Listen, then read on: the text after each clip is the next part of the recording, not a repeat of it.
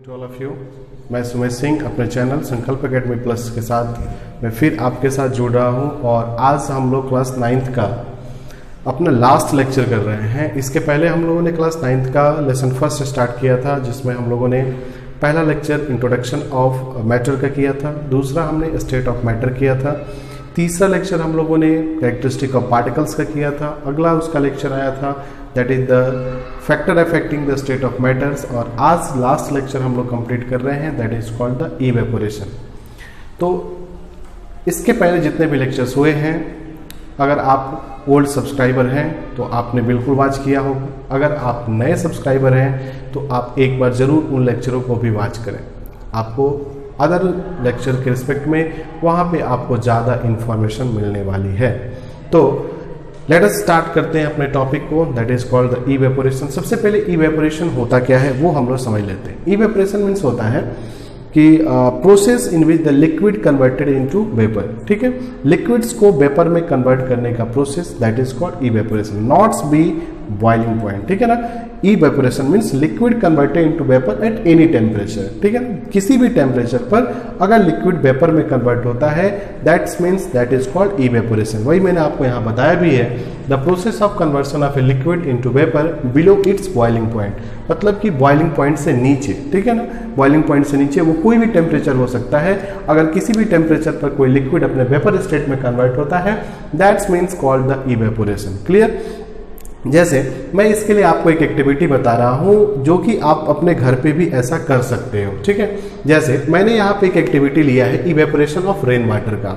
Rain water का मैंने आपको एक एक्टिविटी बताया है अभी, जो कि एक काफ़ी सिंपल एक्टिविटी है और आपको यहाँ से इजीली समझ में आ जाएगा व्हाट अबाउट द इवेपोरेशन होता कैसे है और दूसरे वेपोराइजेशन से इवेपोरेशन कैसे डिफरेंट है।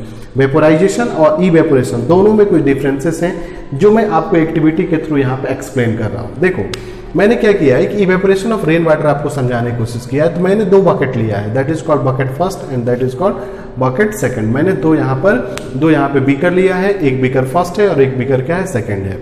बीकर फर्स्ट में हमने यहाँ पे वाटर डाला है, जो कैसा वाटर है, रेन वाटर है। ठीक है ना, आप कोई भी वाटर नॉर्मल भी डाल सकते हो। मैंने यहाँ पे क्या लिया है, रेन वाटर, चूंकि मुझे समझाना था इसलिए मैंने यहाँ पे क्या ऐड किया है, रेन वाटर लिया है। हमने बकेट फर्स्ट में रेन वाटर ऐड किया और बकेट सेकंड में भी क्या डाल दिया, रेन वाटर डाल दिया। आप नॉर्मल वाटर भी यूज कर सकते हैं। अब हमने बकेट फर्स्ट को सनलाइट के प्रेजेंस में रख दिया। ठीक है ना, बकेट फर्स्ट में जितना पानी लिया उसे ले जाकर के छत पे धूप में क्या कर दिया, रख दिया।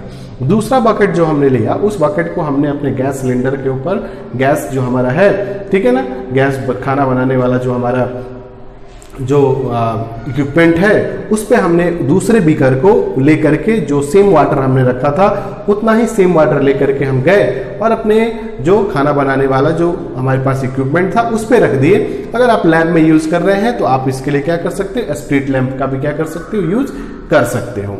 मतलब हमने सेम तरह के दो बकेट लिए, दोनों बकेट में सेम वाटर लिए, एक बकेट को हमने धूप में रखा और दूसरे बकेट को अपने घर पे हीटिंग करने के लिए क्या कर दिए, रख दिए, जहां भी आप उसे गर्म कर सको। ठीक है ना, अब हम लोग देखते हैं कि दोनों बकेट जो हैं, दोनों बकेट जो हमने रखा था उस दोनों बकेट में क्या हो रहा है, लिक्विड वेपर में क्या हो रहा है, कन्वर्ट हो रहा है। मीन्स हम लोग अब क्या करेंगे, रखने के बाद उसे देखेंगे, दैट मीन्स ऑब्जर्वेशन। जब भी आप कोई एक्टिविटी करते हो बाबू तो उसके बाद से एक्टिविटी करने के बाद उसका क्या किया जाता है, ऑब्जर्वेशन किया जाता है, देखा जाता है उसमें क्या क्या आता है। तो जब हम उसका ऑब्जर्वेशन किए हमने देखा कि both bucket liquid converted into vapour, दोनों बकेट में क्या हो रहा है, लिक्विड से वेपर में कन्वर्ट हो रहा है। जो धूप में रखे थे वहां पर भी लिक्विड वेपर में कन्वर्ट हो रहा है और जिसे हमने अपने घर पे गर्म करने के लिए रखा था वो भी क्या हो रहा है, लिक्विड से वेपर स्टेट में क्या हो रहा है, कन्वर्ट हो रहा है। लेकिन दोनों के रिजल्ट में क्या है, डिफरेंट है। दोनों का जो रिजल्ट था वो दोनों क्या था, दोनों का रिजल्ट क्या था, डिफरेंट था। डिफरेंट क्या था, तो डिफरेंट फर्स्ट में, बकेट फर्स्ट में हमने देखा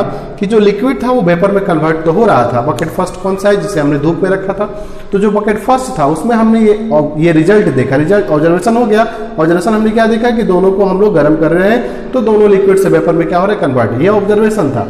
अब हम रिजल्ट पे पहुंचेंगे कि हमने क्या उसका कंक्लूजन निकाला, हमने क्या पाया। तो उसका रिजल्ट हमें क्या मिला, तो रिजल्ट हमने देखा कि हमारे पास दो बकेट है, बकेट फर्स्ट और बकेट फर्स्ट। तो बकेट फर्स्ट और बकेट सेकंड में हमें रिजल्ट क्या मिला तो बकेट फर्स्ट में हमें रिजल्ट मिला लिक्विड कन्वर्ट इनटू वेपर। ठीक है, लिक्विड किस में कन्वर्ट हो रहा था, वेपर में कन्वर्ट हो रहा था। कैसे कन्वर्ट हो रहा था, बिलो इट्स बॉइलिंग पॉइंट। जो हमने धूप में रखा था, उस धूप में रखे गए लिक्विड में ये फिक्स थोड़े था कि वो उसका जो सनलाइट का टेम्परेचर है वो कितना डिग्री है, 100 डिग्री सेल्सियस है, ऐसा फिक्स तो नहीं था। सनलाइट क्या करता है, कभी तेज हो जाता है, कभी डीम हो जाता है, तो लेकिन फिर भी वो अपने बॉइलिंग पॉइंट के लो टेम्परेचर पर भी क्या कर रहा था, लिक्विड से वेपर का स्टेट में क्या हो रहा था, कन्वर्ट हो रहा था। ये बकेट फर्स्ट में हमने पहला कंक्लूजन देखा कि जो बकेट फर्स्ट था उसमें भी लिक्विड से वेपर स्टेट में कन्वर्ट हो रहा था, लेकिन बिलो द कहां पे हो रहा था, बिलो द बॉइलिंग पॉइंट हो रहा था। बकेट सेकंड में हमने देखा कि ये लिक्विड से वेपर में कन्वर्ट हो रहा था, but at its boiling point. कहां पे कन्वर्ट हो रहा था, अपने बॉइलिंग पॉइंट पे कन्वर्ट हो रहा था। मतलब कि जिस बकेट को हम अपने घर में गर्म करने के लिए रखे थे या स्प्रिट लैंप पे रखे थे, वो जो लिक्विड था वो भी वेपर में कन्वर्ट हो रहा था, लेकिन एट बॉइलिंग पॉइंट कन्वर्ट हो रहा था, मींस 100 डिग्री सेल्सियस पे कन्वर्ट हो रहा था। क्लियर? तो एक क्या है, एक 100 डिग्री से कम टेम्परेचर पे बॉयल हो रहा है और एक 100 डिग्री सेल्सियस पे क्या हो रहा है, बॉयल हो रहा है। तो दोनों में भले ही वेपोराइजेशन कन्वर्सन हो रहा है, लेकिन एक वेपोराइजेशन लो टेम्परेचर पे हो रहा है और एक वेपोराइजेशन हाई टेम्परेचर पे हो रहा है। ये हमने पहला रिजल्ट निकाला। दूसरा रिजल्ट हमने निकाला कि जो बकेट फर्स्ट था, उस बकेट फर्स्ट में जो सरफेस के मोलिक्यूल्स थे, ठीक है ना, जिस बकेट को हमने धूप में रखा था वही बकेट फर्स्ट था। तो बकेट फर्स्ट में हमने देखा कि जो इसके सरफेस के मोलिक्यूल्स थे, मतलब कि जो लिक्विड के सरफेस के मोलिक्यूल्स थे, सिर्फ सरफेस के मोलिक्यूल्स से क्या कर रहे थे, लिक्विड से वेपर स्टेट में क्या हो रहे थे, कन्वर्ट हो रहे थे। ठीक है ना, जो जिस पानी को आपने धूप में रखा था, उस पानी के सिर्फ वही मोलिक्यूल्स वेपर में कन्वर्ट हो रहे थे जो सरफेस के मोलिक्यूल्स थे। जो अपर सरफेस पे जो मोलिक्यूल्स थे, वही अपर सरफेस के लिक्विड मोलिक्यूल्स वेपर मोलिक्यूल्स में क्या हो रहे थे, कन्वर्ट हो रहे थे। तो ये एक दूसरा डिफरेंस देखा हमने। बकेट सेकंड में हमने क्या देखा कि जो पूरा सिस्टम के जो मोलिक्यूल्स थे, जिस बकेट सेकंड को हमने गर्म करने के रखा था, उस सेकंड बकेट में हमने देखा कि जो उसके पूरे सिस्टम के मोलिक्यूल्स थे, मतलब कि ये पूरे लिक्विड के जो सारे मोलिक्यूल्स थे, ये बकेट के सारे मोलिक्यूल्स लिक्विड से किसमें कन्वर्ट हो रहे थे, तो ये सारे मोलिक्यूल्स लिक्विड से किसमें कन्वर्ट हो रहे थे, they will convert into liquid into vapour. तो एक तरफ बकेट फर्स्ट है जहां पे सिर्फ अपर सरफेस के मोलिक्यूल्स लिक्विड से वेपर में कन्वर्ट हो रहे हैं, वहीं दूसरी तरफ एक दूसरा है बकेट सेकंड, जिसमें आपका सिर्फ और सिर्फ बकेट सेकंड में सारे मोलिक्यूल्स क्या हो रहे हैं, कन्वर्ट हो रहे हैं। जहां बकेट फर्स्ट में सिर्फ सरफेस के मोलिक्यूल्स, अपर सरफेस के मोलिक्यूल्स लिक्विड से वेपर में कन्वर्ट हो रहे हैं, वहीं बकेट सेकंड में उसके सारे मोलिक्यूल्स जो है वो लिक्विड से वेपर में क्या हो रहा है, कन्वर्ट हो रहा है। तो दोनों में वेपोराइजेशन हो रहा है, बट एक वेपोराइजेशन लो टेम्परेचर पे हो रहा है, एक वेपोराइजेशन हाई टेम्परेचर पे हो रहा है। एक में सिर्फ सरफेस के मोलिक्यूल्स लिक्विड से वेपर में जा रहे हैं, दूसरे में क्या जा रहे हैं, सारे मोलिक्यूल्स जो अंदर और बाहर के सारे मोलिक्यूल्स से सारे लिक्विड से किसमें कन्वर्ट हो रहे हैं, वेपर में कन्वर्ट हो रहे हैं। मीन्स आप ये बोल सकते हो कि जो आपका बकेट फर्स्ट है उसमें सिर्फ और सिर्फ सरफेस के मोलिक्यूल्स अगर लिक्विड से वेपर स्टेट में जा रहे हैं, मीन्स सरफेस के मोलिक्यूल्स की ही काइनेटिक एनर्जी क्या हो रही है, इंक्रीज हो रही है। और जो आपका बकेट सेकंड है उसमें आपके सरफेस प्लस बल्क जो अंदर के मोलिक्यूल्स है, सबका काइनेटिक एनर्जी क्या हो रहा है, इंक्रीज हो रहा है। तो दो ऑब्जर्वेशन हमने क्लियर कर लिया। तीसरा ऑब्जर्वेशन हमने क्लियर किया कि जो आपका बकेट फर्स्ट के अंदर है वो सिर्फ और सिर्फ सरफेस पे काम हो रहा है। बकेट फर्स्ट पे जो काम हो रहा है that means only for the surface molecule, सिर्फ ऊपर के सरफेस के मोलिक्यूल्स के ऊपर ही क्या हो रहा है, काम हो रहा है। लेकिन जो आपका बकेट सेकंड है वो प्रोसेस कैसा है, बल्क फेनोमेनन है, पूरे अंदर तक जाकर के वो क्या हो रहा है, प्रोसेस को प्रोसीड करा रहा है। तो अब तीन डिफरेंसेस हो गए। पहला डिफरेंस क्या था, ये वाला डिफरेंस था बकेट फर्स्ट में लो टेम्परेचर पे वेपोराइजेशन हो रहा था, यहाँ पे हाई टेम्परेचर पे हो रहा था। मींस यहाँ पे बिलो बॉइलिंग पॉइंट हो रहा था, यहाँ पे क्या हो रहा था, एट बॉइलिंग पॉइंट पर काम हो रहा था। दूसरा यहाँ पे क्या हो रहा था, बकेट फर्स्ट में ओनली सरफेस मोलिक्यूल्स की काइनेटिक एनर्जी इंक्रीज कर रही थी, यहाँ पे बकेट सेकंड में बल्क पूरे अंदर के मोलिक्यूल्स का भी एनर्जी क्या कर रहा था, काइनेटिक एनर्जी इंक्रीज कर रहा था। तीसरा डिफरेंसेस हमने देखा कि जो आपका बकेट फर्स्ट था वो प्रोसेस एक सरफेस फेनोमेनन थी, जबकि बकेट सेकंड के अंदर का जो प्रोसेस था वो क्या था, एक बल्क फेनोमेनन था, पूरे अंदर तक का क्या था, प्रोसेस था। लास्ट हमने देखा, चौथा कंक्लूजन हमने देखा, चौथा रिजल्ट हमने देखा कि that is the slow process. जो धूप में रखा हुआ पानी था उसे वेपोराइज होने में क्या लगा, समय लगा, काफी लॉन्ग टाइम लगा। लेकिन अगर उसी वाटर को जो हमने गैस के ऊपर रखा था उसे वेपोराइज होने में क्या हुआ, कम से कम टाइम लगा। दैट मीन्स अब यहां से आप एक चीज का कंक्लूजन निकाल सकते हो कि वेपोराइजेशन में और आपका कहां पे, तो वेपोराइजेशन और इवेपोरेशन में क्या है, काफी का अंतर है, क्योंकि बकेट फर्स्ट जो था वो बकेट फर्स्ट जिस प्रोसेस को प्रोसीड करा रहा था वो बकेट फर्स्ट का जो प्रोसेस था दैट इज कॉल्ड क्या था, दैट इज कॉल्ड इवेपोरेशन था। ये कौन सा प्रोसेस था, that is called the evaporation के प्रोसेस को प्रोसीड करा रहा था, और बकेट सेकंड जिस प्रोसेस को प्रोसीड करा रहा था that is called the boiling था, या that is called the vaporisation था, वेपोराइजेशन। आई होप आपको क्लियर हो गया होगा कि what about the difference between the vaporisation and evaporation. Vaporisation boiling process है, वहां पे सारे मोलिक्यूल्स क्या करते हैं, वेपोरेट करते हैं, लेकिन इवेपोरेशन में सिर्फ और सिर्फ क्या होते हैं, सरफेस मोलिक्यूल्स से क्या करते हैं, प्रोसीड करते हैं। तो that is the activity which proof that evaporation takes place at the surface and how can difference between evaporation from vaporisation. और इससे ये प्रूफ हुआ कि इवेपोरेशन वेपोराइजेशन से, बॉइलिंग से कैसे क्या है, डिफरेंट है। चलिए आगे कंक्लूड करते हैं हम लोग, और अगला टॉपिक होने जा रहा है हमारा कैरेक्टरिस्टिक ऑफ इवेपोरेशन।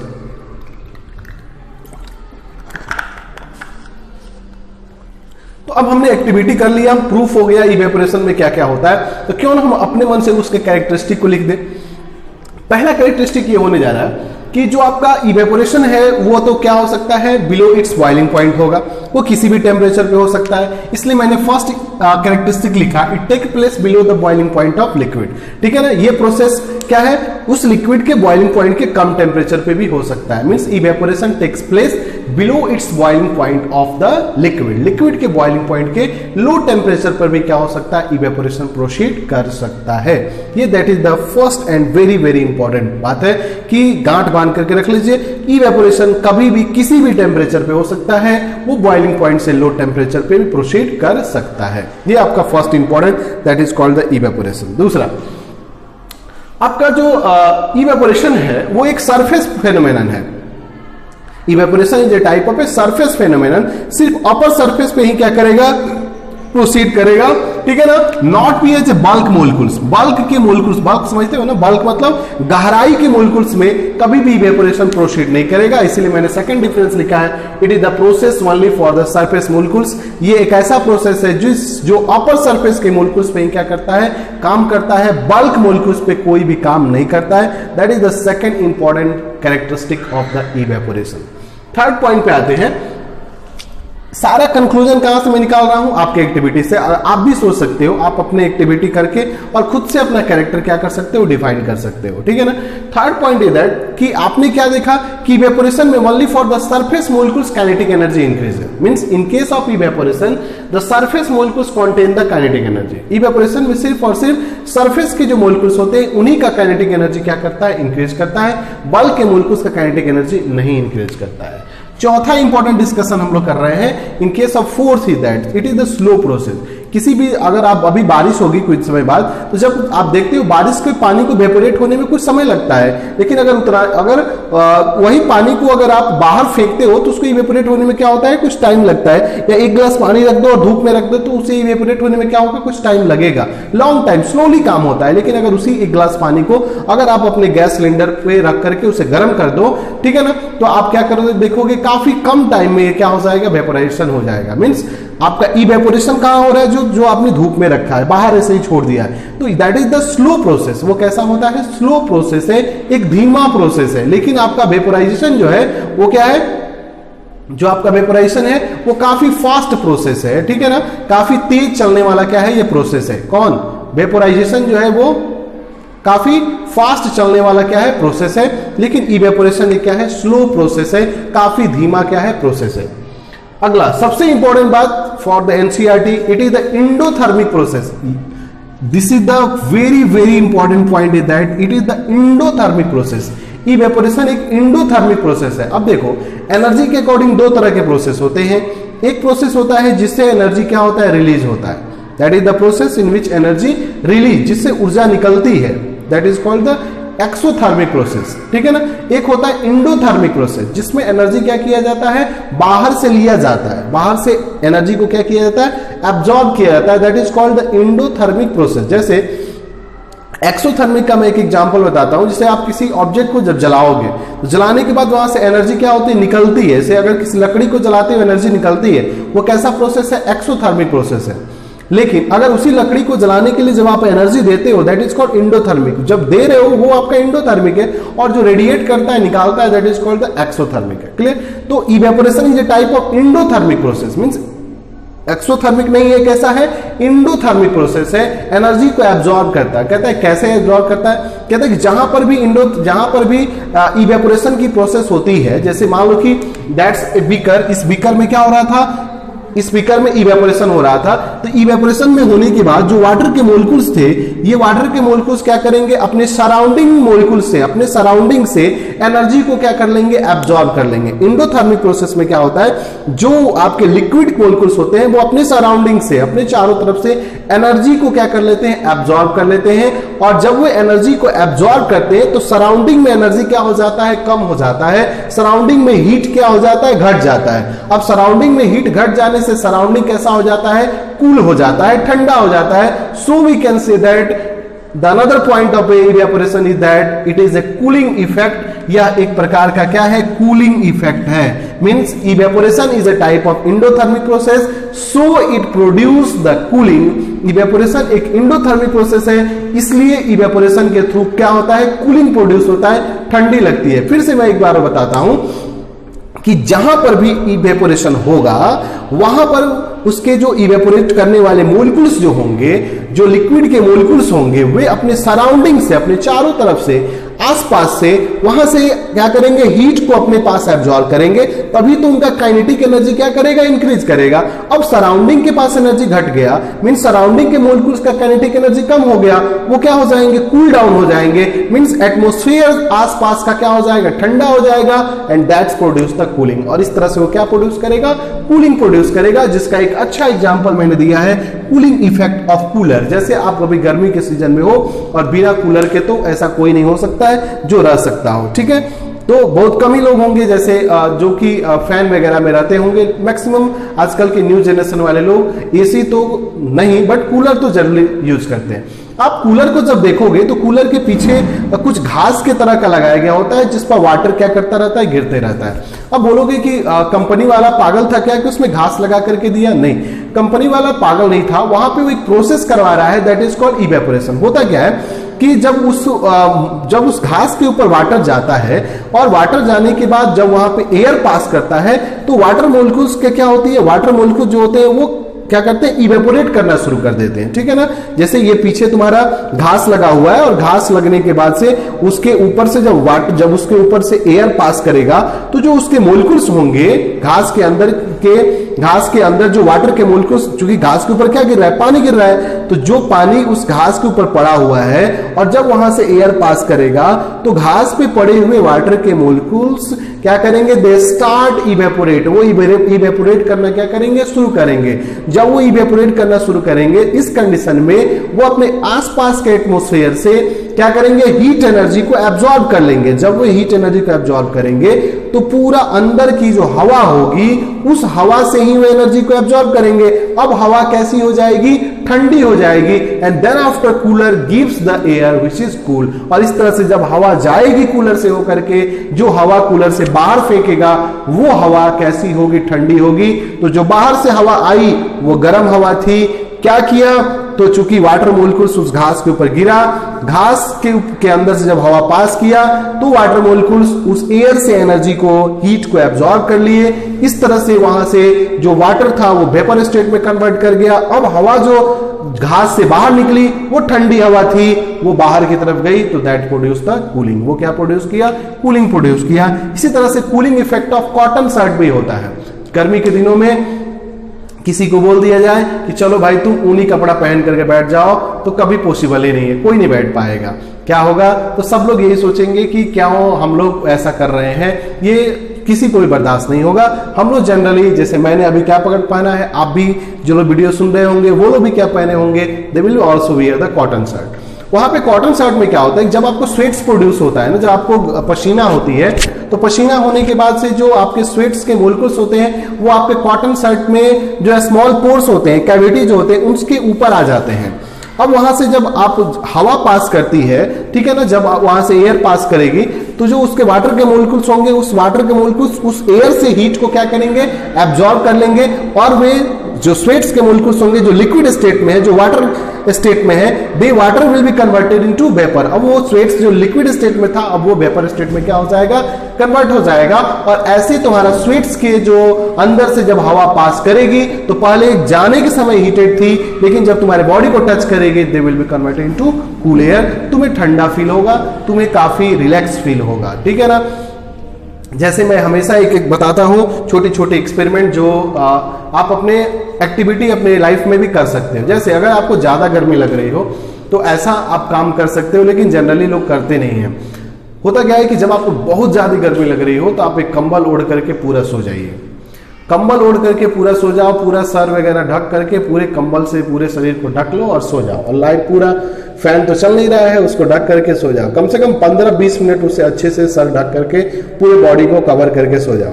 तुम्हें इतनी पसीना होगी कि तुम्हारा पूरा शरीर क्या हो जाएगा, भीग जाएगा। अब तुम कंबल को हटा करके रख दो, ठीक है। अब जब कंबल को हटा के रख दोगे तो धीरे धीरे वो जब नमी वाली हवा, ठीक है ना, एयर जब धीरे धीरे पास करेगा तो एयर पास करने से वहां पे क्या होगा, एयर पास करने से तुम्हारे जो स्वेट्स होंगे वे स्वेट्स क्या होते जाएंगे, धीरे धीरे वेपोरेट करते जाएंगे। और वेपोरेट होने के बाद तुम्हें कैसा फील होते जाएगा, कूलिंग फील होते जाएगा, ठीक है। ऐसा आप कर सकते हैं, लेकिन जनरली ऐसा कोई करता नहीं है क्योंकि काफी पेनफुल होता है। एक पसीना हो रहा है, ऊपर से आप मुझे कंबल उड़ा रहे हो सर, काफी क्या है प्रॉब्लम है। चलिए, तो हम लोगों ने बात किया that is called evaporation. Evaporation process क्या है, एक्टिविटी देखा, इवेपोरेशन के कैरेक्टर्स को डिफाइन किया, इवेपोरेशन एंडोथर्मिक कैसे है that's also defined, and how can we say that evaporation produce cooling, so we can also define, and the lots of question which are present in case of evaporation which related with the cooling effect. तो बहुत सारे question आप NCERT के यहाँ से solve कर लेंगे जो आप कूलिंग इफेक्ट से क्या कर सकते हैं, सॉल्व कर सकते हैं। तो इसका पहले स्क्रीनशॉट लीजिए, फिर हम लोग देखते हैं फैक्टर अफेक्टिंग द इवेपोरेशन।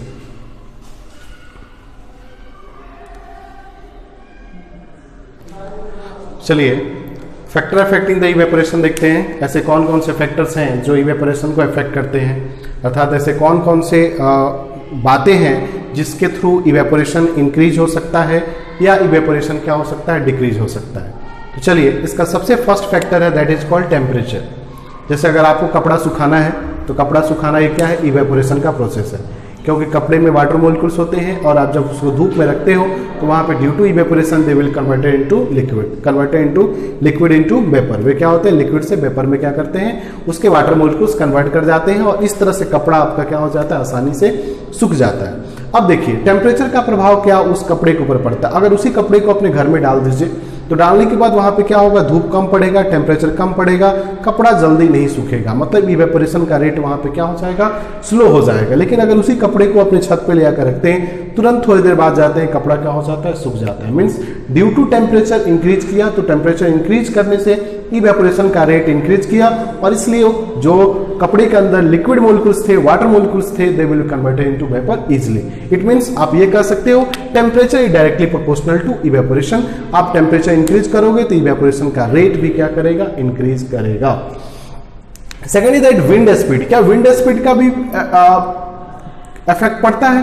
कहते हैं विंड इफेक्ट का भी जनरली क्या होता है, इवेपोरेशन पे इफेक्ट पड़ता है। जैसे कभी कभी बारिश होने लगती है और बारिश होने से जब क्या होता है, टेम्परेचर डाउन हो जाता है, तो कपड़े को सुखाने के लिए, सर्दियों के दिनों में देखना कि जब धूप कम निकलता है तो कपड़े को सुखाने के लिए हम लोग क्या करते हैं, फैन को ऑन कर देते हैं और कपड़े को घरों में क्या कर देते हैं, डाल देते हैं, शेड में डाल देते हैं, कपड़ा धीरे धीरे क्या हो जाता है, सूख जाता है। इट मीन्स विंड स्पीड, जब क्या होगा, विंड का स्पीड इंक्रीज करेगा तो इवेपोरेशन का रेट भी क्या होता है, वहां पे इंक्रीज होता है। Means when the wind speed is directly proportional to evaporation, मतलब कि विंड स्पीड बढ़ेगा, हवा की स्पीड बढ़ेगी, इवेपोरेशन भी क्या होते जाएगा, बढ़ते जाएगा। हवा की स्पीड डिक्रीज करेगी तो इवेपोरेशन का स्पीड भी क्या होगा, डिक्रीज करेगा। तो ये दो फैक्टर हुए। Third is that surface area. Surface area समझते हो कि जो एरिया ऑक्युपाई किया जाता है वो, मीन्स अगर आप किसी कपड़े को आपने धुला और उसको इकट्ठा करके एक जगह पे ले जा करके उसे क्या कर दो, रख दो, तो जब किसी कपड़े को इकट्ठा एक जगह लेकर रखोगे तो उसका एरिया क्या हो जाएगा, छोटा हो जाएगा। जब एरिया छोटा हो जाएगा कपड़ा उतना जल्दी नहीं सूखेगा। यही रीजन है कि कपड़े को सुखाने के लिए हम उसे क्या करते हैं, फैला करके रखते हैं, ताकि वहां पे क्या होगा, इवेपोरेशन ज्यादा होगा और जब इवेपोरेशन ज्यादा होगा तो कपड़ा इजिली क्या हो जाएगा, सूख जाएगा। Means larger the area more and more evaporation. जितना ज्यादा एरिया होगा उतना ज्यादा क्या होगा, इवेपोरेशन होगा। मीन्स डायरेक्टली प्रोपोर्शनल होगा किसके, सरफेस एरिया के। लास्ट पॉल्यूशन, क्या पॉल्यूशन का भी इफेक्ट पड़ता है इवेपोरेशन पे? बिल्कुल पड़ता है, पॉल्यूशन का इफेक्ट पड़ता है। अगर ज्यादा पॉल्यूशन होगा तो इवेपोरेशन क्या हो जाता है? स्लो हो जाता है। जैसे लीफ के कंडीशन में ट्रांसपायरेशन का रेट क्या हो जाता है? डिक्रीज होता है, क्योंकि ट्रांसपायरेशन क्या है? लीफ सरफेस से लिक्विड का वेपर में कन्वर्ट होना transpiration means that is an example of evaporation. और इवेपोरेशन का अगर ट्रांसपायरेशन एग्जांपल है, तो अगर पॉल्यूशन इंक्रीज करेगा तो स्टोमाटा क्लोज हो जाएंगे लीफ के, और जब स्टोमाटा लीफ के क्लोज होंगे तो इवेपोरेशन का रेट क्या हो जाएगा? डिक्रीज हो जाएगा। तो पॉल्यूशन इंक्रीज होने से क्या होता है? पॉल्यूशन इंक्रीज होने से इवेपोरेशन का रेट क्या होता है? घटता है। मतलब अगर पॉल्यूशन बढ़ेगा तो इवेपोरेशन क्या होगा? घटेगा। इनवर्सली प्रोपोर्शनल है, इसलिए मैंने यहां लिख भी दिया है कि अगर इवेपोरेशन घटेगा तो पॉल्यूशन क्या होगा? बढ़ेगा। अगर पॉल्यूशन घटेगा इवेपोरेशन क्या होगा? घटेगा। तो ऐसे 4 फैक्टर्स हैं। इसके अलावा एक और फैक्टर है, वो भी जान ही लीजिए, वो क्यों छूटेगा? That is called humidity. Humidity भी एक फैक्टर है जो कि क्या करता है? इवेपोरेशन को अफेक्ट करता है। ह्यूमिडिटी क्या अफेक्ट करता है? ये कहता है कि ह्यूमिडिटी जो होता है, ह्यूमिडिटी ये इनवर्सली प्रोपोर्शनल होता है किसके? इवेपोरेशन के। That is inversely proportional to evaporation होता है।